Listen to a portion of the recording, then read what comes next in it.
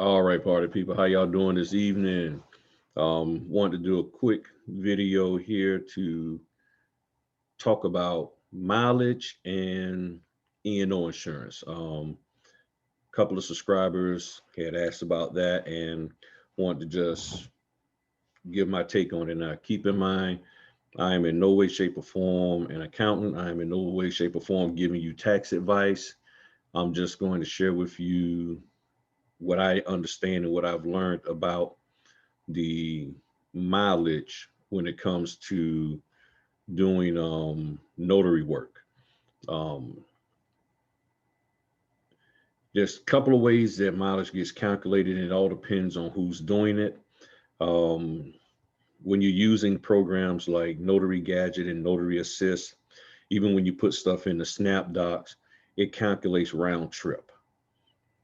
The problem is if you're trying to get paid from companies about mileage, they may only pay you one way from your house to the location, and that's it, whatever that fee is going to be. So you probably won't get a round trip fee for that. So just looking at in this case, looking at the round trip one that I did tonight from my house to there and back was 5.1 miles for $2.93. However, where I actually came from to them was a lot further. So, and I didn't really calculate it. And to be honest, I got some other stuff that I do for work to make money, and I get a lot of miles on that. But if this is all you're doing, you have to sort of, you got to keep track of all of your miles, basically saying, I left home and went from my house to Earl Jones' house. From Earl Jones' house, I went to FedEx. From FedEx, I went to Shantae Morehouse. I went from Shantae Morehouse back to FedEx. Then I went from the FedEx to my house to go print the documents for Tim Jenkins. From my house after printing Tim Jenkins, I went to Tim Jenkins' house and then back to home. So all of that you count as miles. Um, for me, I have an accountant. I just give it all to him, and he does all his magical stuff to make it, right. So when it comes to miles, you should be calculating or adding up all of the miles um, that you are going.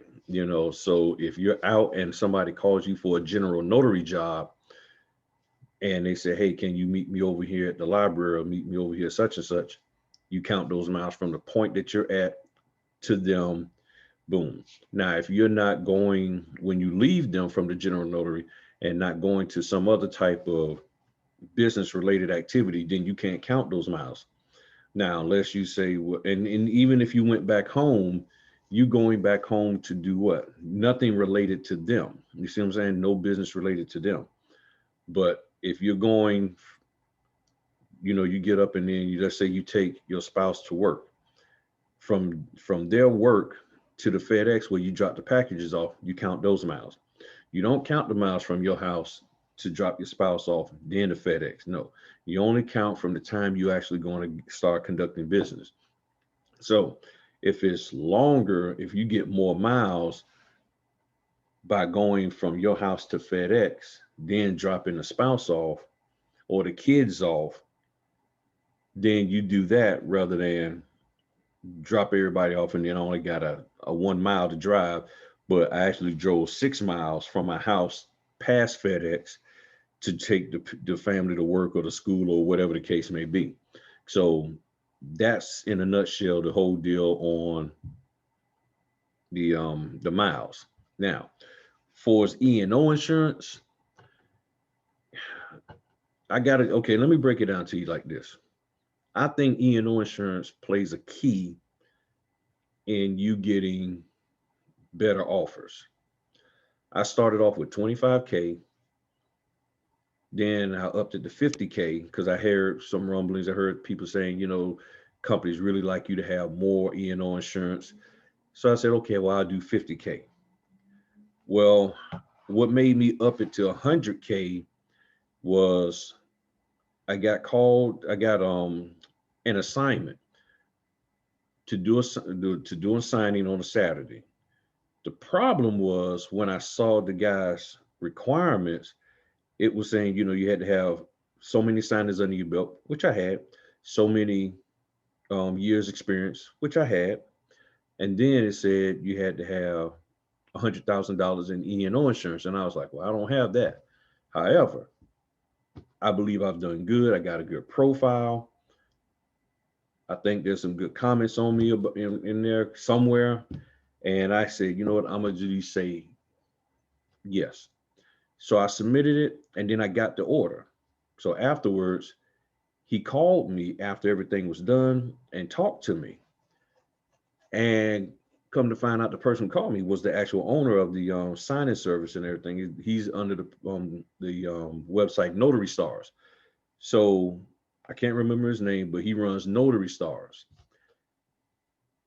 And he told me, he said, I typically wouldn't have picked you because you didn't have enough E&O insurance. I typically go for people who have 100,000. Or it might have been 50, and then that's why I upped it to 50. But either way it goes, I didn't have what he wanted. And he said, and I said, okay. I said, so E&O is important. He said, yeah, it is, because it shows that you're serious about this. Anybody can get 25K. But if you really want some of the bigger orders, and then, you know, the more expensive properties, you know, that 25K might not cover any incident that comes up with the property. I was like, didn't think of that. So I upped it to 100K. And from there, yeah, I believe it was 100K. And from there, I started getting more. Now I will say this. When I hit 1 year as a notary, I started seeing different companies. When I upped it to 50K, along with being a year as a notary, I started seeing different companies sending me orders, signing companies. When I upped it to 100K, after when I hit 2 years, saw even more companies. And then when I hit um, 100K, I started seeing even more companies. So I'm like, wow, this is interesting. Hadn't really done anything, I don't think, any more special. But what I learned was, if you have X amount of time in, X amount of number of signings under your belt, the proper E&O insurance, they take you serious. Because let's be real, most people who to get in, they're like, it's promoted. Let me back up. The notary game is promoted. All you need is $25,000 of an E&O insurance. But here's the problem. You go in the signing order, and in your profile and signing order, it asks a question. Do you have 500K or more of E&O insurance? If it's asking, do you have 500K or more of E&O insurance, then that means somebody out there sells it. The question is who? And that was the problem, the thing I couldn't figure out. Nobody would share it. Well, I found out who it is, and I'm gonna tell y'all tonight. And it's no real big secret, so there's no, you know, it's just I found out. Now, how I found out is interesting. I was on Notary Resume, and I would say, okay, I'm gonna update my profile, and I wanted to take another look at it to see how it was formatted and things of that nature. Because I'm a webmaster, so some of these sites allow me to put in some HTML code, and I can go and tweak it and make things bigger or smaller, or, you know, add some color to it and all that, make some hyperlinks and all of that. And when I got in there, I saw a new face. I was like, whoa, I ain't never seen her before. Her profile is right up underneath mine. Who is she? So I started reading her profile. Okay. Then I saw in her profile $1 million of E&O insurance. I was like, $1 million. Where the heck she get that from? Right next to it, it said Biberk, Biberk. I said, Google Biberk. It's a Berkshire Hathaway company, and they offer E&O insurance for notaries. A lot of other companies, I think it's Hiscock and the rest of them, at least back when I checked, they didn't offer E&O insurance. When I went to my Allstate rep, they couldn't even really offer me good E&O insurance. They was offering me all this business liability and dot dot dot, but there was really no E&O insurance in and of itself. It was like E&O insurance tied in with a bunch of other stuff, and I was like, I don't need all the other stuff. So I signed up for Byberg, $1 million, 360 some bucks a year. I think 366 a year. I signed up and said, I'm gonna pay for it a month at a time just to test it out, just to see and everything. And it's legit. It's 100% legit. And then all of a sudden I hear all these other people, yeah, I do Byberg. Nobody said anything. Everybody keeping all that secret. So, and I've been so busy, and sorry, y'all, I meant to say something about this earlier, but I completely forgot. Plus, many of you are new, so I really didn't want to try to burden you or make you feel pressured like you had to go out and get that. But I know a lot of people are told, oh, just get 25K and you're good to go. I'm like, I found out real quick, 25K is just the bare bones minimum. Anybody can get 25K. Anybody can spend 30 bucks. But are you willing to spend 120? Are you willing to spend 366 to get some good E&O insurance to get a lot? I will say this. Not too long after I got the $1 million and I updated my profile and all of that, I started seeing more multiple notary offers. And I'm actually seeing consistently over $100 offers through signing services. I know a couple of months back, I actually counted and I had 14 signings in a row that was at least $100. So when people say that signing companies don't really pay, I mean, the average is 150, they say, for signing agents if you're direct. I'm getting 100 on average, maybe really 110, because I get a lot of 120s and 115s and 150s. So I'm like, okay, I was averaging like 110 between those. I'm like, $100. I'm like, that's good. So when I upgraded my E&O insurance, that's when I started seeing better signing offers. And I think if you can afford to, and I'm gonna put the link in the description below, as well as the person's name who I talked to, I would say give it a shot. But the main thing is you have to get some signings under your belt. And I'm gonna do a video on a little bit about that, about getting some signings under your belt and what's the best way to do that. Okay, so I'm gonna do that probably after, in a little bit after I do this one.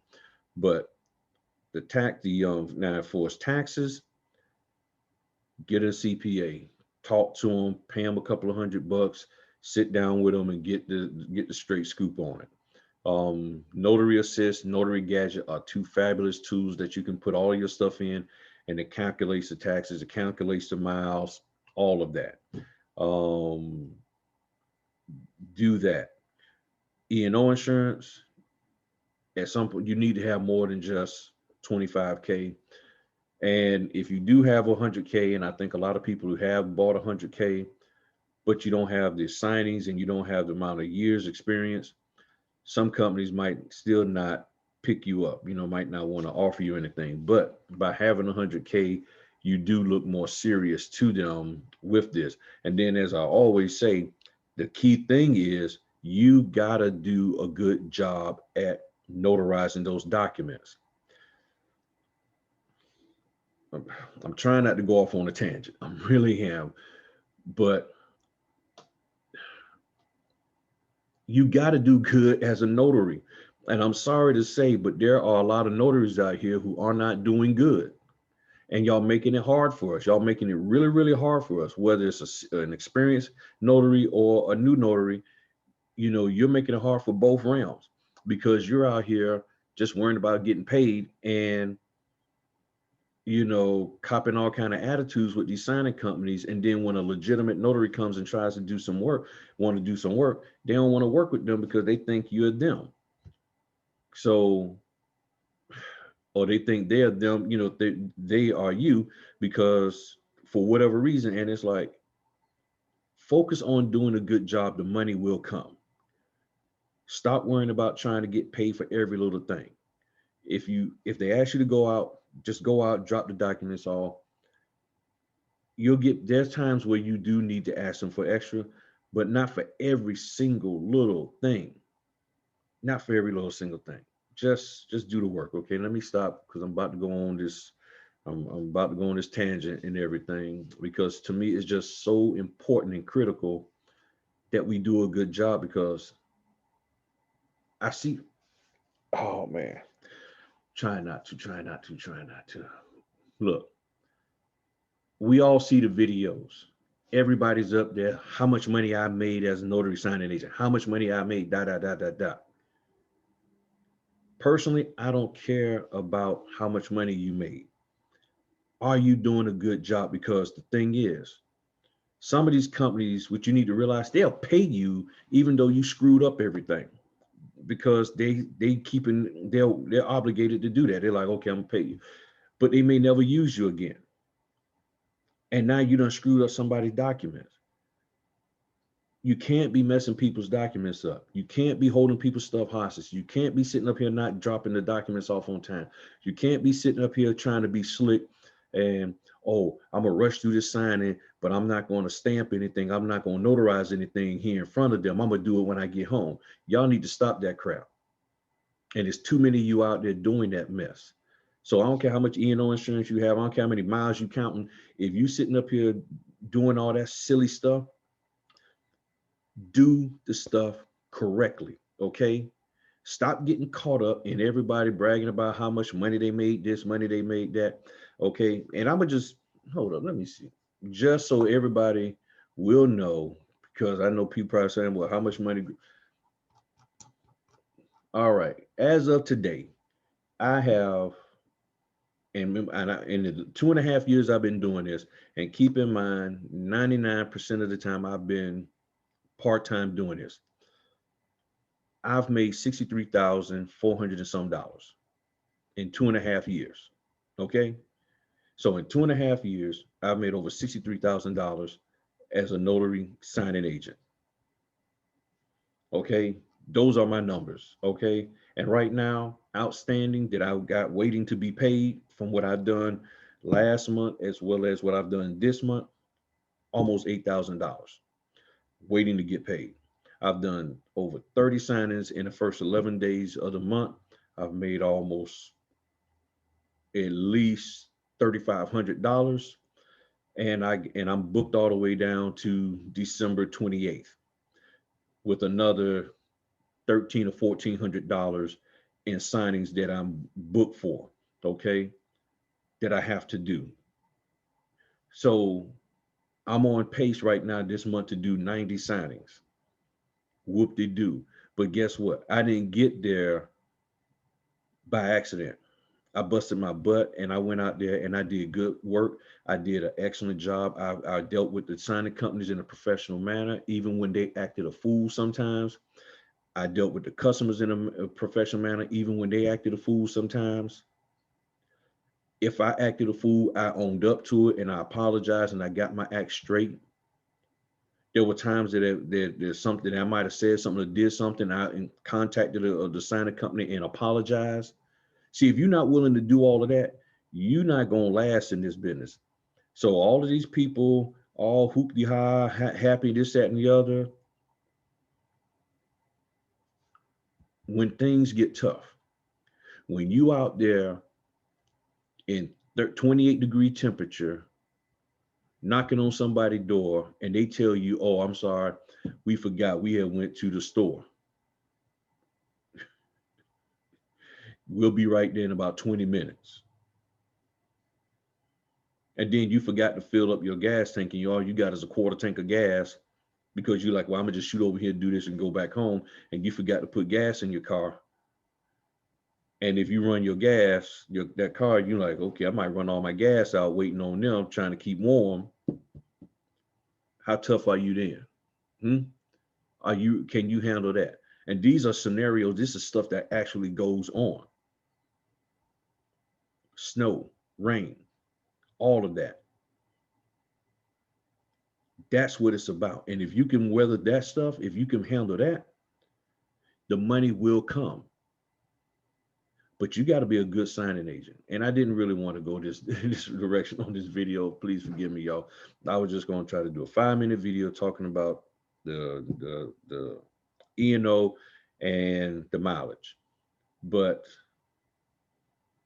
it just burns me that, people got the wrong focus with this. And I'm not trying to call people out.